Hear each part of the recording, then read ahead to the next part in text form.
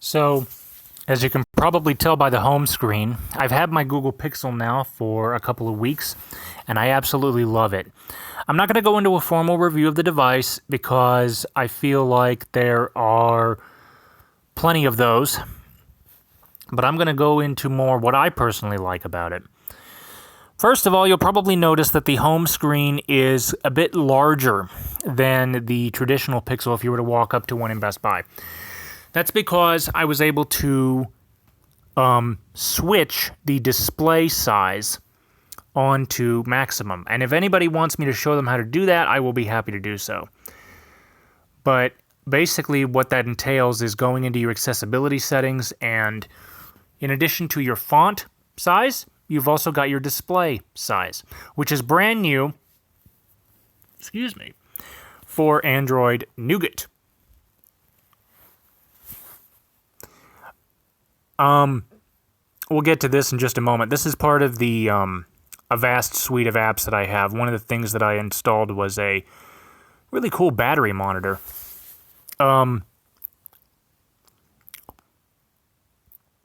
So this is your standard Android home screen, except in addition to the big fonts and the big display size, because both font size and display size are set to maximum, I have also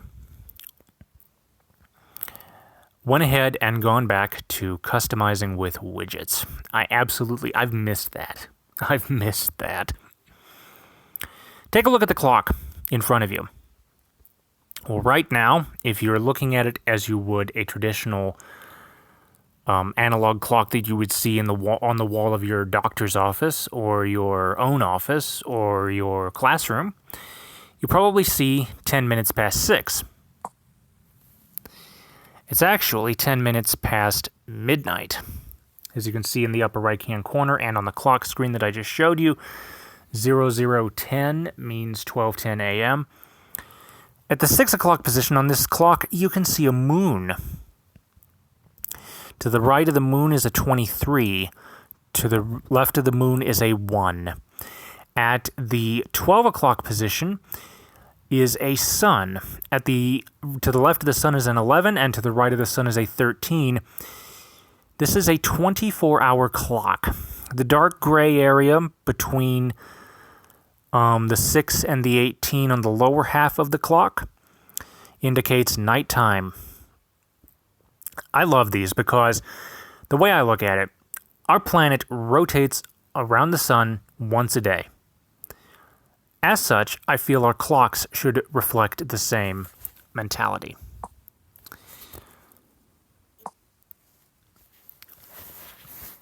My apologies, my screen keeps going dim. So like I said, I absolutely love this thing.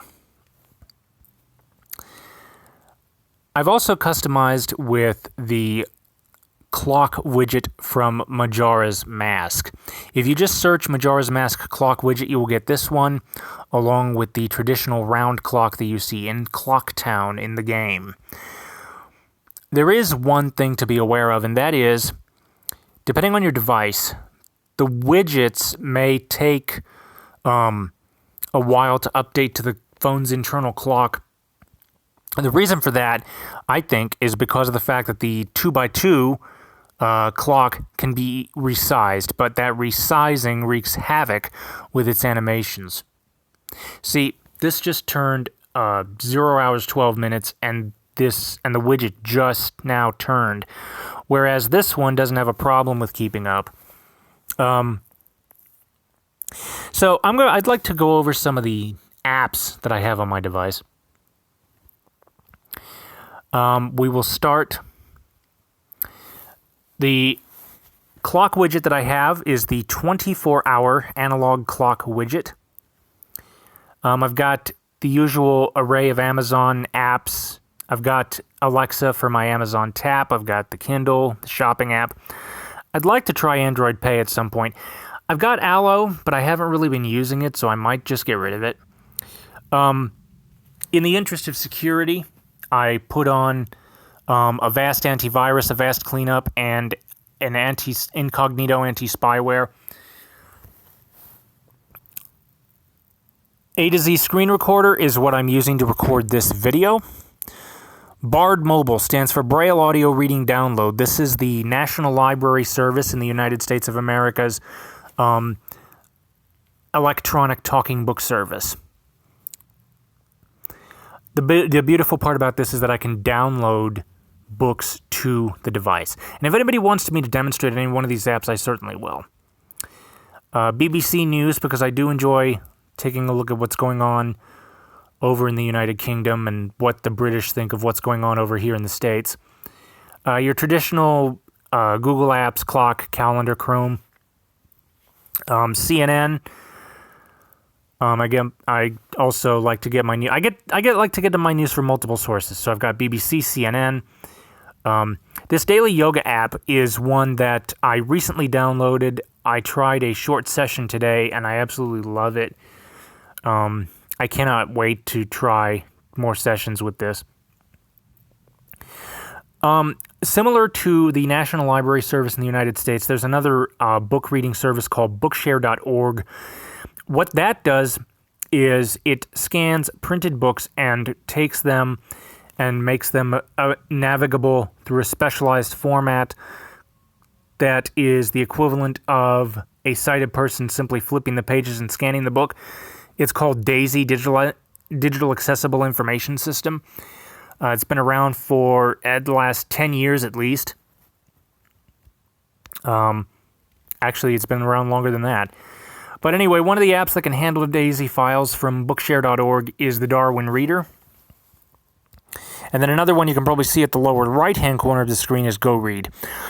I haven't decided which of these two I'm going to keep. It's going to depend on which of these offers a better reading experience, because for me, I don't just listen to books. I also like to follow along with large print, and the customization and the following abilities of these two apps they come and they go. There's also Voice Aloud Reader for any of my iPhone subscribers, but I have found that on occasion that crashes, and I can't really explain why. I might give it another shot, especially since I purchased the full version, but we'll see. More Google Apps, Docs, Downloads, Drive. Same with Allo. I don't think I'm going to be using Duo. I don't know yet. ETI Eloquence is the speech engine that a lot of people are familiar with, probably if you have used a screen access program, a piece of software called Job Access with Speech, or JAWS, you will be familiar with the Eloquence speech engine. Facebook, Fandango to check out movie tickets. Usually what I like to do is I like to see the previews and check for times, but I'll usually get the tickets when I get to the theater. File Commander is a very robust file manager. It's a bit more robust than what the Pixel already has built into it, which is why I use it. The Amazon, you got an app to control my Amazon Fire TV stick. Oh, one thing about that, if you're going to use a VPN with your Android device, then it's going to wreak havoc with your Android, with your Fire TV remote app. So just a bit of fair warning there. Fitbit, I got a Fitbit Charge 2 for Christmas, and I still have yet to pair it with the new phone. FlightAware, flight tracking app. Ghostery is a browser. You can get the Ghostery extension for Chrome on your desktop. Well, they've developed, which is basically what they do is they scan websites you visit, and they scan them specifically for trackers. And Ghostery basically allows those trackers to be blocked. Well, Ghostery has taken that concept and built a whole browser around it. That browser is cross-platform, as it is available for Android and iOS. But I should say that the Android version allows you to share web pages with external apps, which for me is something that's going to be really important. You'll see why in just a moment. GoRead, again, same thing as Darwin Reader. Haven't decided which I'm going to keep. Instagram Hangouts. Isha Kriya is an app for controlled and relaxed breathing and meditation that I'd like to give a shot. Kayak is similar to FlightAware. I use both of them because I'm not sure exactly which of the two is more accurate, especially if I compare it to a third resource, which is the airport of the flight, that's either departing or landing. So, multiple sources, best to increase reliability. So I mentioned that Ghostery on Android is the only one of the versions between Android and iOS that could share with external apps. The reason that's important is for apps like... excuse me.